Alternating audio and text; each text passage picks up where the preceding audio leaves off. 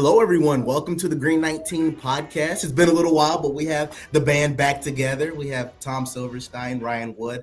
I am Dominique Yates. This, for me personally, is an exciting time, not because of free agency, but because it's March Madness. For me, it's like the most wonderful time of the year. So I do brackets, all those fun things. Are you guys like March Madness guys, or you're just football, baseball, or whatever, and don't deal with it? I've had a lifelong obsession with March Madness. So yeah, when I was little, a kid, I tried to like channel my inner Joe Lunardi and predict all the teams and everything. And of course, it was never accurate, right? Even good. But I think when you talk about the greatest sporting events worldwide, the World Cup and the Olympics come to mind. The Super Bowl has got to be up there. The Champions League over in Europe, and March Madness. I mean, I put it up there with anything. It's just an incredible event. Yeah, I love it. Spoon, are you a March Madness guy? Or? Yeah, I mean, I think the competition is great, and you get to see games that you just have no idea who's going to win, and so many come down to the buzzer. I'm going to the games at the Fiserv. I bought those tickets a long time ago, and so. I don't know. It should be okay basketball the first weekend. There's a couple teams worth watching there. I was surprised Wisconsin didn't get in there. That would have made it a little more interesting just because I know the team. Yeah. But I'll get to know Kentucky and Iowa State. They got some connections to Wisconsin. Their coaches from Wisconsin. They have some players from here. So it'll be okay. Yeah.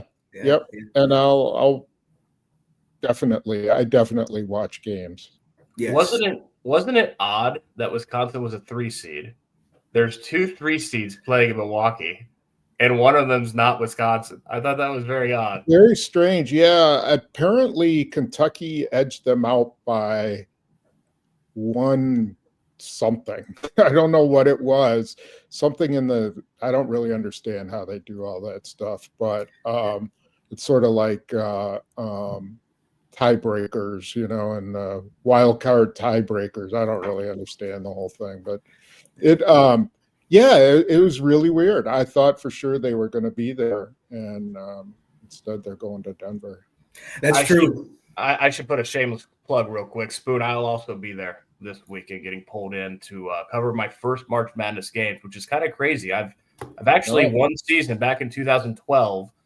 When I was covering Auburn, which was a terrible basketball team back then. I had a top 25 AP vote. So I've had a top 25 AP vote, never covered a March Madness game. So I'm definitely looking forward to seeing what the Madness is about up close, live, and in person. It'll be fun. That is funny. This is the first time in like 10 years I haven't been covering anything March Madness related, but it's been fun. I'm sitting on my couch. I'm watching the games, maybe a sweet tea or two, just enjoying all the activities. So yeah, it's going to be fun. I might just come hang out with Spoon and watch some games, especially because like I know the Kentucky folks, and maybe I'll see what that's like. But it's fun. Yeah, I helped out here several years. One when Wisconsin was here, and then they ended up going to the Final Four. But also some years where like I didn't really know the teams at all, but that was really fun. I had a great time doing it, so you should have a good time. It should be fun and some interesting teams. Yeah, I'll have to get some tips from you. Dominique, though, you've got to be looking forward to that. Just couch binging every game. I'll tell you, that's my annual tradition. It's going to be very different for me to be in an arena on first round, second round day. That's going to be a departure from what I always do. I'm always 4 games at once, completely hopping around channels and all that. You got to be looking forward to that.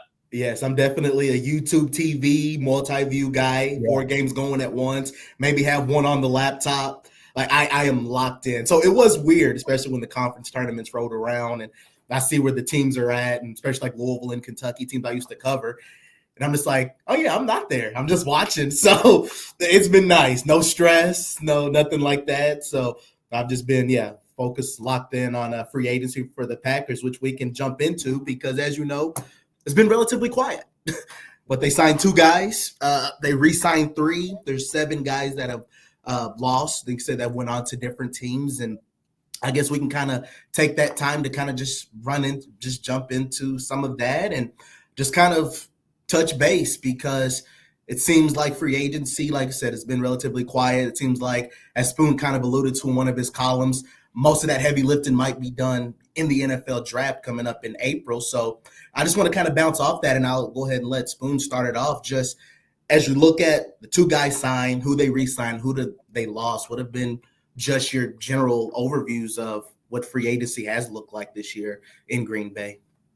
Well, I think it's pretty obvious, from what we've seen, that they didn't think that highly of the free agent class, that they weren't going to overpay for certain positions. They weren't going to overpay for a wide receiver.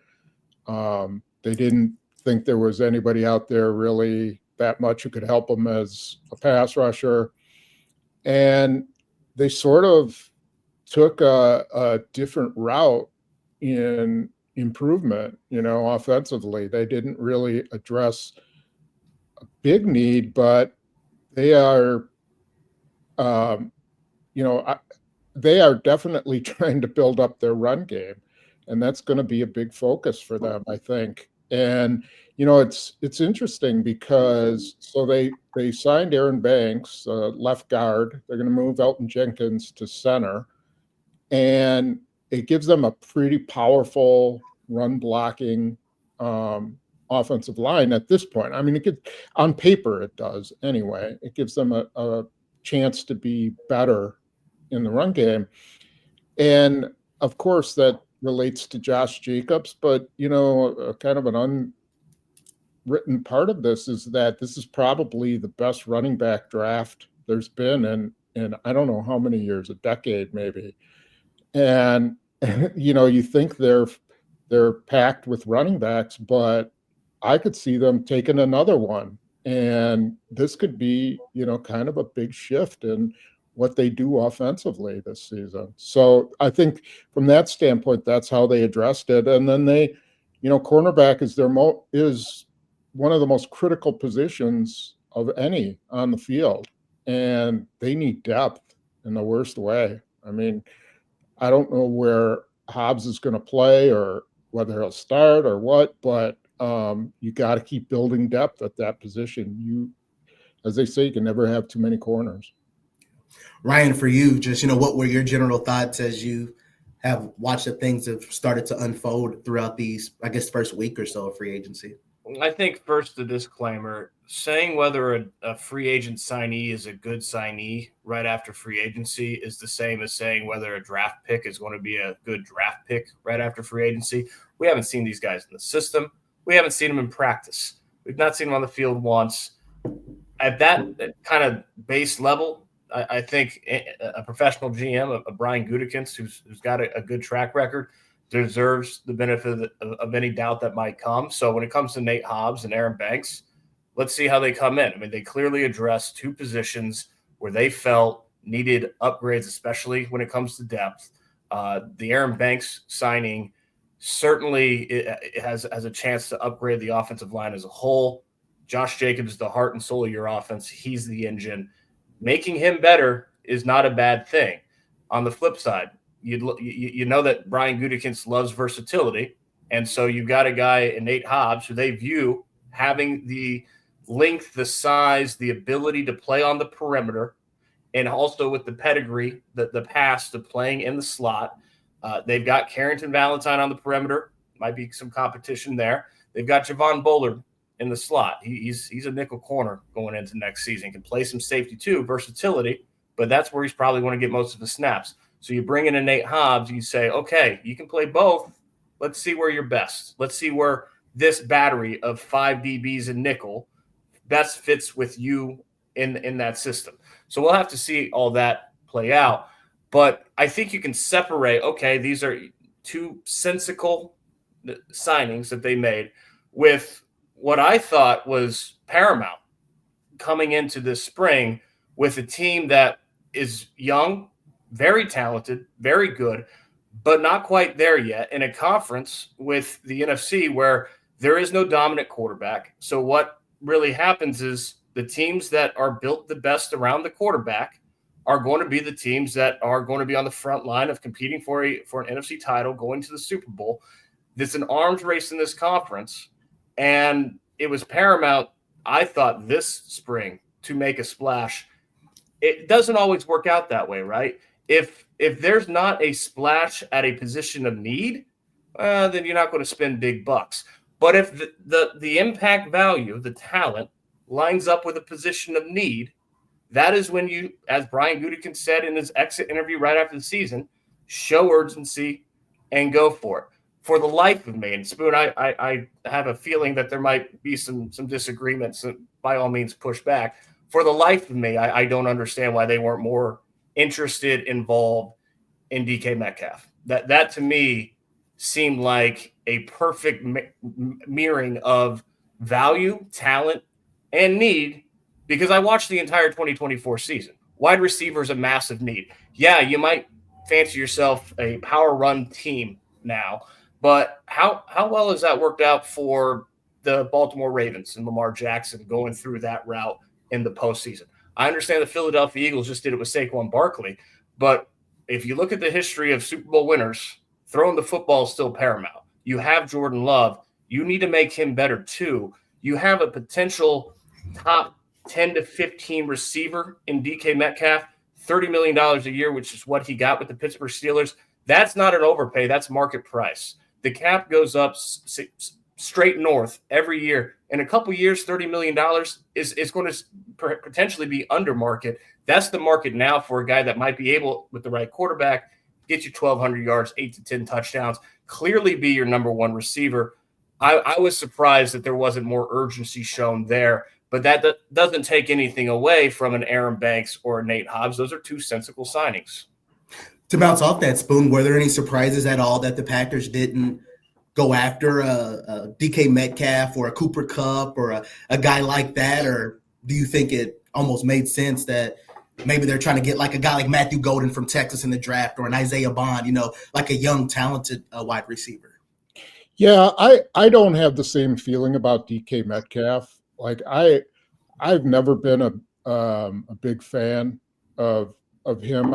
I've felt like he is a superb athlete.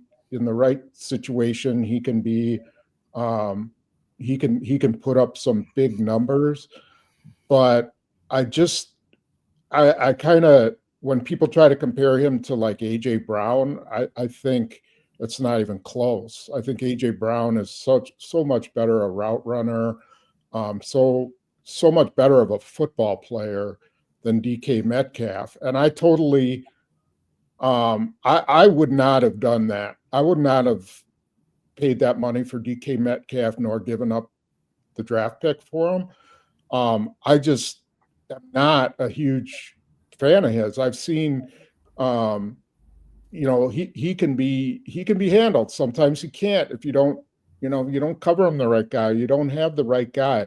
But if I was going to, go all in on a receiver, it would be someone like AJ Brown. And I don't know that Metcalf, in my mind, is that guy. So I kind of understood why they didn't go that direction.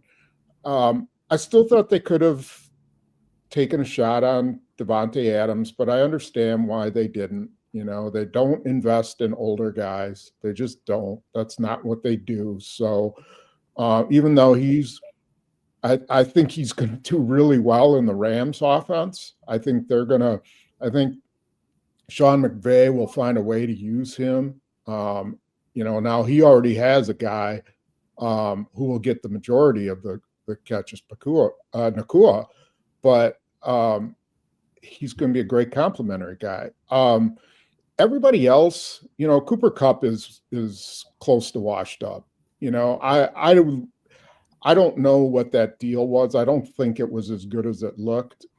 And was a great receiver in his prime, but I don't know if he can run anymore. Kind of reminds me of where Jordy Nelson was at the end of his career. It was like, do you want to get rid of him 1 year too early or 1 year too late. And I think the Rams probably did the right thing. So I didn't think that was a big one.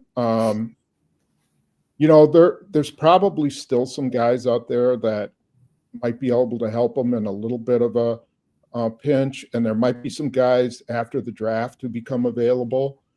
But I think they can get someone in the draft that can help them, and I think they can get multiple guys.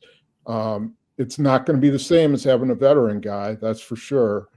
But again, I think that's why we saw the investment on the offensive line, and they're going to get back to, it used to be said about the LaFleur and McVay and Shanahan offense that don't invest in wide receivers, just invest in tight ends and offensive line and running backs, because all the passing stuff's going to come off your running game, and you don't have to have big time receivers. And it seems like LaFleur's kind of going back to that a little bit. Like, all right, everything's going to go off the run game, and they're not going to have absolutely explosive big time wide receivers. But that said, they do have to improve that position. Okay, that was a long-winded answer to all that. Oh no, it was good. That's all well and good. To me, I don't see this team going to a Super Bowl in 2025 if they don't significantly upgrade at two positions. Edge rusher first.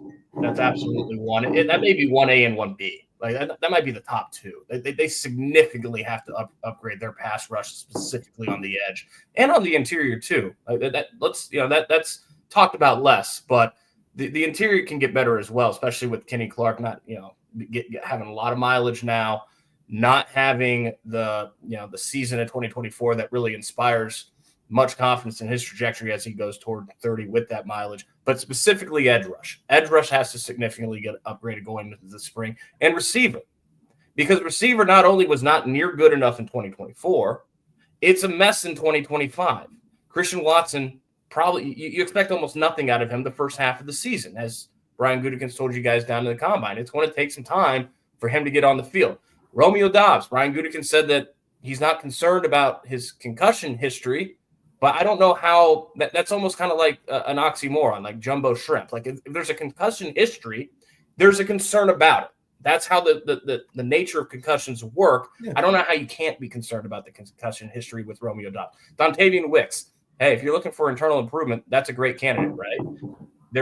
If he catches the ball, we know he can get open, but that's kind of leaving it up in the air. Like that's not going out and asserting yourself and upgrading this roster. Just say, hey, maybe Dontavian Wicks won't drop the ball as much. Maybe he won't, but maybe he will.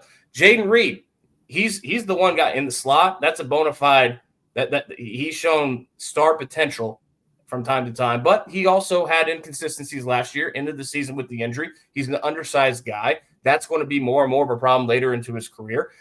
To me, I understand Brian Gutekunst not being interested in Cooper Kupp. I even understand him not being interested in Devontae Adams. Devontae Adams, 32, 33 years old. Father time comes for everyone, and when he comes, it's usually quick. I think that we learned kind of confirmed what we already knew, which is that Brian Gutekunst isn't all that interested in age, especially at positions where athleticism is a premium. That's why, to me, DK Metcalf would have made a lot of sense. He's young, 27, going into 28. He's runs a 4.3. He's 6'3". All he's ever done in his career is produce, never a sub 900-yard season. You put him now in a system that has a lot of depth around him, which means that defenses can't just key on DK Metcalf because, yeah, they do have Romeo Doubs who stays on the field. Dontavian Wicks can get open. Jaden Reed is Jaden Reed. And, oh, by the way, he's never played with Geno Smith. It's great. Russell Wilson, great. He's never played with a guy as talented of an arm as Jordan Love. A lot of issues from last season in accuracy, a lot of areas where Jordan Love can play the position better, but he's never played with a guy with that kind of arm talent. I would a 2 and a 5, $30 million for me. I would have made that deal. Well, if here's my question, and if you don't like the guy, then you shouldn't trade for him, even if you need wide receivers. And my question is, if he was that good, I would have expected a lot more bidding for him than there was. I mean, you didn't hear a lot of teams. It was Pittsburgh pretty much is what I kept hearing all the time. And I never really heard about Green Bay being involved. I didn't hear about a lot of other teams being involved. And I think some of that is because there's some talent in the draft that can probably help right away. They're starting to see wide receivers have more of an impact as rookies. They used to never have impacts as a rookie.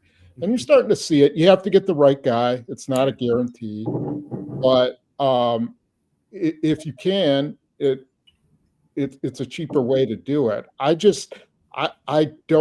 not sold on DK Metcalf, and I wouldn't do it if I'm Brian Gutekunst and I didn't think that he was the wide receiver that I wanted, then I wouldn't do it. And I think that was probably the case. Yeah, I think clearly Brian Gutekunst didn't have that high of a valuation on DK Metcalf. But that's why he wasn't as involved. And time will tell, right? We'll find out eventually whether that was a huge mistake or a huge dodge of a mistake. I don't know who else was involved, but I know that Seattle getting a 2, it's a premium pick. DK Metcalf getting $30 million.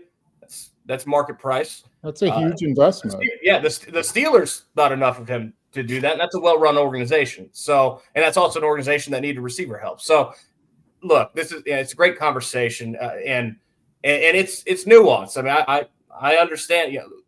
DK Metcalf's got a history of maybe a bit of an attitude problem. Now, that wouldn't have bothered me, and I don't know that specifically would have bothered the Packers, a team that had a receiver last season just wake up on a Thursday morning, decide not to go to work, get suspended for a game. Then he came back with open arms, had a good rest of the season. Like, they've been through that. I don't know if that would be it. I think it's more just Brian Gutekunst didn't see DK Metcalf as moving the needle to the point where it warranted that type of investment. Time will tell if he was right or not. Yeah, so it is going to be very interesting. And I guess when you do look at the draft, I mean, there's a lot of depth at D-line. Like, there's a lot of D tackles. There's a lot of edge rushers. But there are a lot of talented receivers as well. Like I said, Spoon and I talked to a few at the Combine. So there's a lot of speedy guys out there too. But so it'll be very, very interesting to see if they find a couple guys that could make an impact. But at the end of the day, the guys that are going to be on the roster, Wicks, they all have to get better. So that's going to be even more so I'm going to be watching than if they do have a rookie receiver, because you can't have 10 drops, 12 drops, 11 drops. You just can't have those many drops. It doesn't matter how talented any other receiver is. So I'm very curious to see how just that all will play out. So I do want to move on and look at, I guess, some of the guys that were lost. And just for those listening, you can obviously go to Journal Sentinel or PackersNews.com. There's free agency tickers. There's all kinds of content and information. So for any of these guys that you're curious about, there's a list of those. But from A.J. Dillon to Corey Ballantyne, they've also moved on. But as far as the 4 guys that you can say played meaningful snaps in 2024, from Josh Myers heading to the Jets, T.J. Slayton to the Bengals, Eric Stokes to the Raiders, and Eric Wilson heading to the Minnesota Vikings. Out of all of these guys, I guess you would say they're all replaceable, right? But was there any guy, I'll start with you, Spoon, was there any guy on that list that you were kind of surprised that you maybe thought they might have been in Green Bay? Was there anyone at all or that you saw? No, I pretty much thought all those guys would be gone. I really did. I mean, maybe Eric Wilson, but the more I thought about it, they've got Hopper coming up, and they want to play. I think they want to play him next year. They want to find a place, and they already got, they re-signed McDuffie, and he can make up for some of the special team stuff if he's not playing that. So no, I didn't really think. I thought they would lose T.J. Slayton. It wound up being not that much. Wouldn't have cost them that much to re-sign him, but like you said, this is one of the best defensive line classes in a long time, and it's deep. I mean, you can possibly get a starter into the 3rd round, and I think anytime you can add add youth, and then especially at a position where a guy mostly just plays on first down. If you can get a better all-around player, then you might as well go for it. So, no, I wasn't surprised by any of them, really. That makes sense. The one and only guy I was curious about, too, was TJ Slayton, just because of how he came on strong the second half of the season. He was one of the best run defensive guys they had on that line. But like I said, they're looking for pressure on the quarterback. So that was the one reason I'm like, okay, I understand why they didn't. But for you, Ryan, was there any guy on that list that maybe there was any slight surprise that the Packers moved on? Well, I'm going to have to eat it here. Okay. And Josh Myers, I gave him a B-. Now, he was on the fringe C+ B- range for me in my postseason grades. I ultimately, after a lot of consideration, gave him a B-, just having the intangibles break the tie.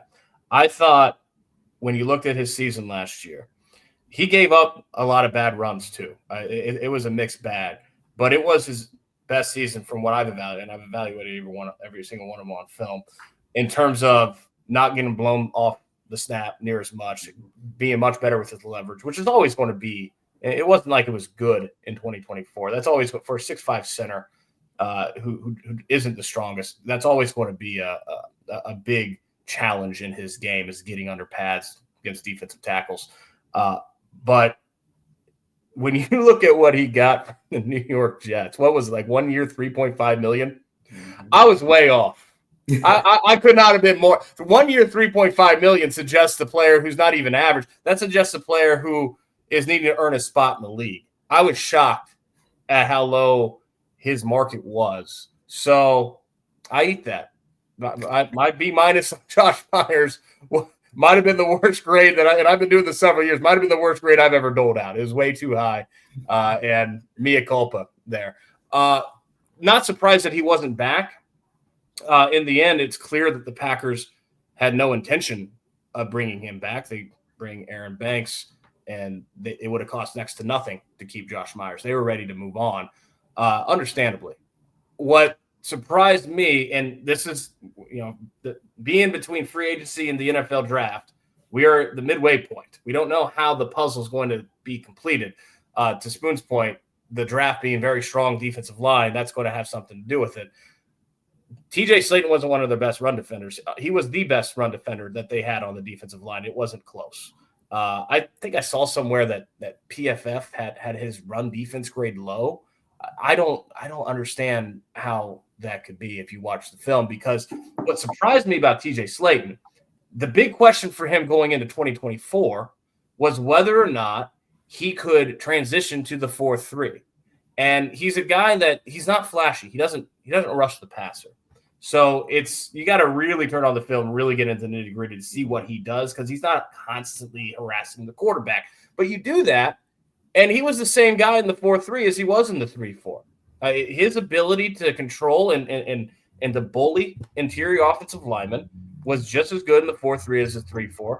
He was their best run defender. He was the centerpiece of a run defense that finished top 8 in the NFL. So I think you certainly lose something not bringing him back. The question is whether or not the draft that is loaded at that position can then more than compensate for what they lost in TJ Slayton. I think the Packers are banking on that happen for, and even though it was 2 year, $15 million that the TJ Slayton got with the Bengals, a lower price tag than even that.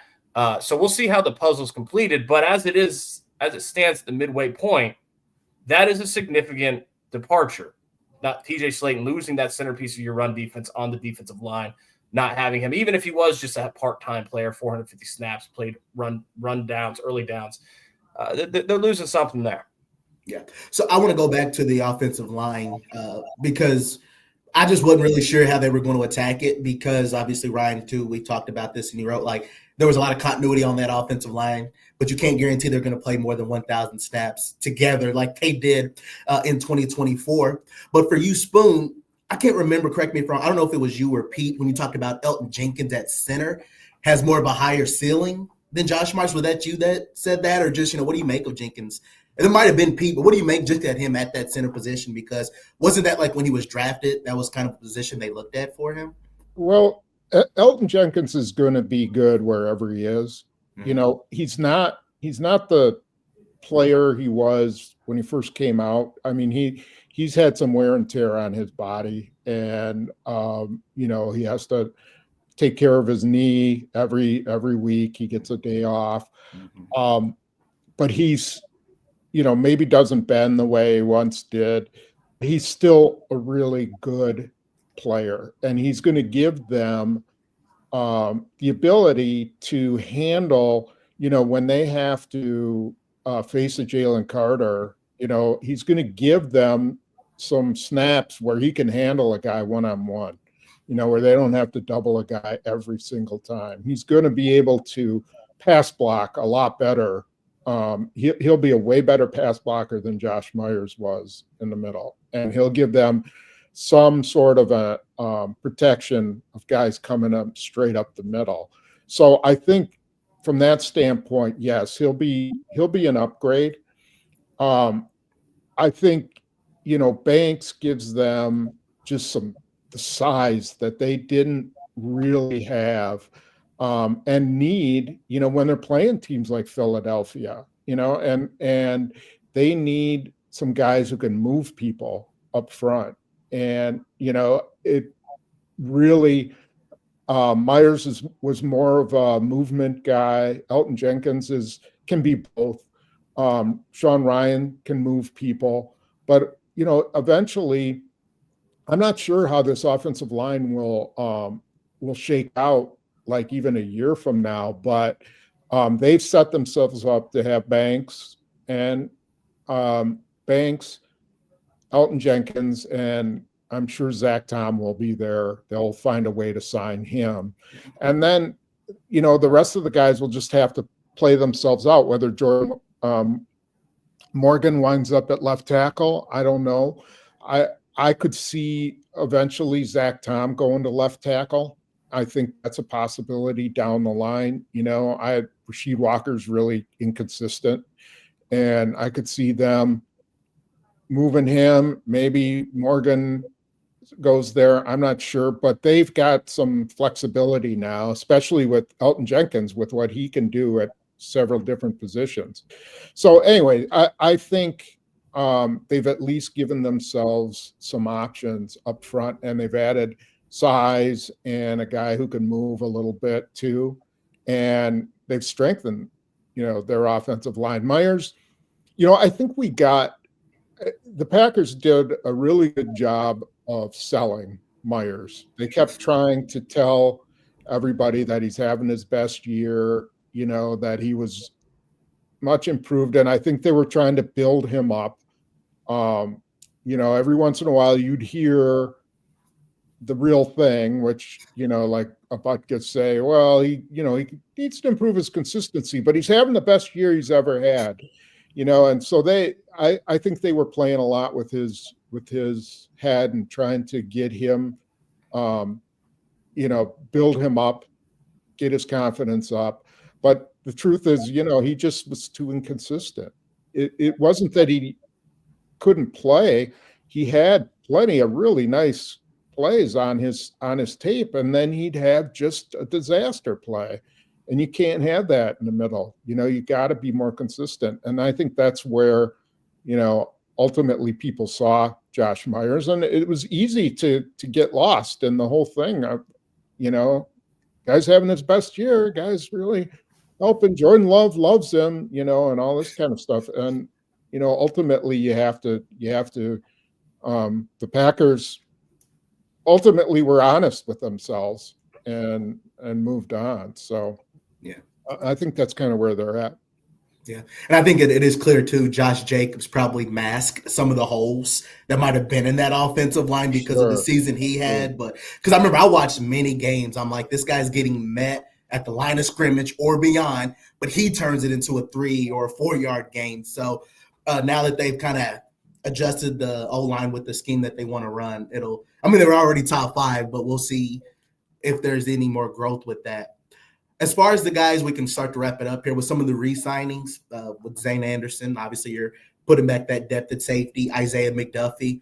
The coaches love him, so he's back at linebacker. But Obviously, too, and the biggest one, Brandon McManus, the kicker, is going back to Green Bay. For you, Ryan, just, takeaways on the guys re-signed, but obviously the biggest one of the group was McManus. They were able to get him back.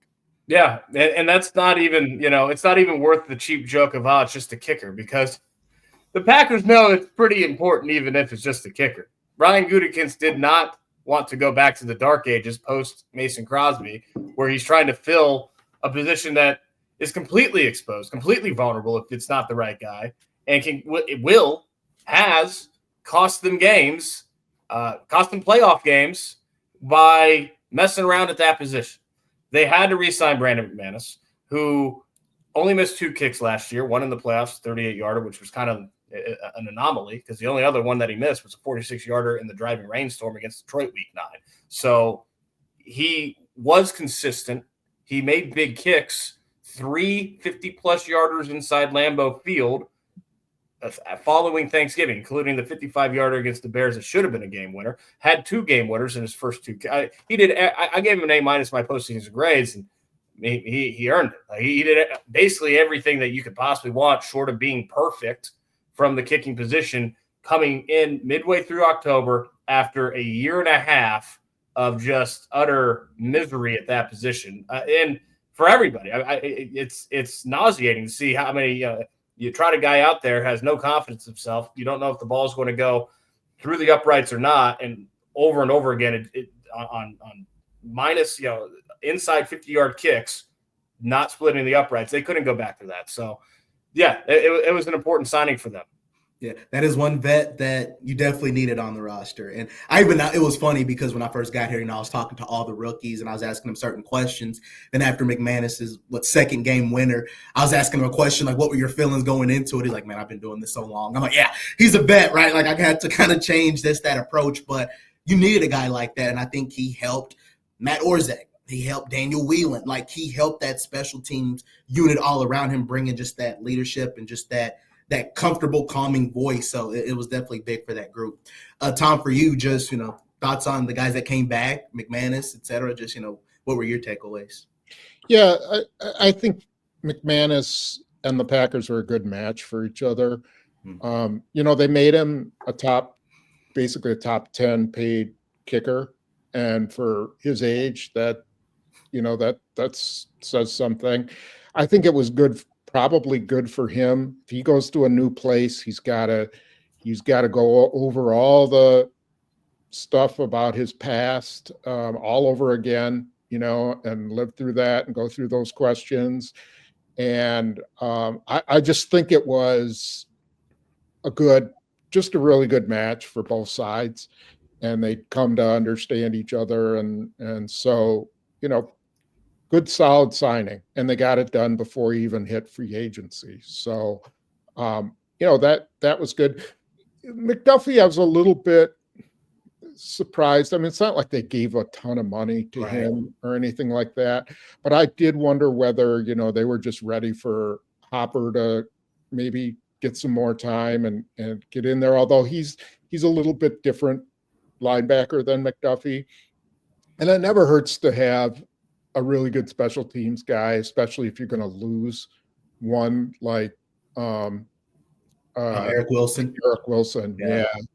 The one thing, and we haven't talked about it at all, is Jaire Alexander is still sitting there waiting to be either traded or cut. Yeah. And I don't get the sense that they've changed their mind on it. The sense I get is that they're holding out to see if they can get something for him. That, at some point, some team's going to say, we didn't get the corner we wanted, we'll trade for him.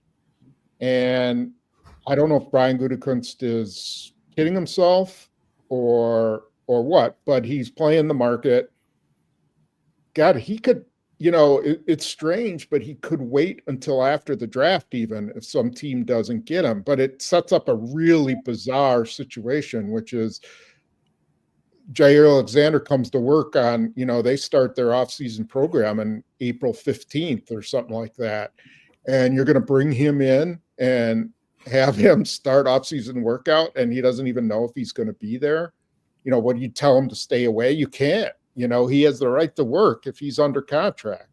So they, I don't know how much longer they're going to wait on it. But obviously they're trying to get something for him. As I said, I don't get the sense that they're going to change their mind, but they could.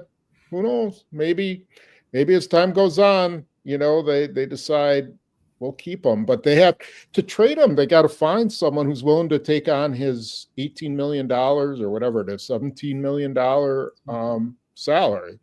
And if they want to restructure him, he's got to agree to it. So that's another aspect of the whole thing. It kind of hurts him that free agency's gone through pretty much the top guys. I don't know what the market is like for corners, but anyway, we're just sitting here wondering what's going to happen with Jaire Alexander, and there's, in the meantime, still in need of cornerbacks.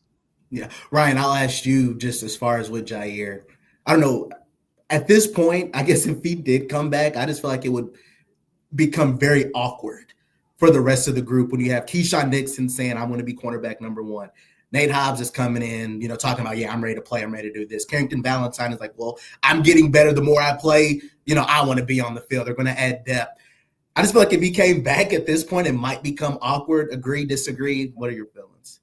I don't think that they would have signed Nate Hobbs to 4 years, $48 million if they were expecting Jaire Alexander to come back.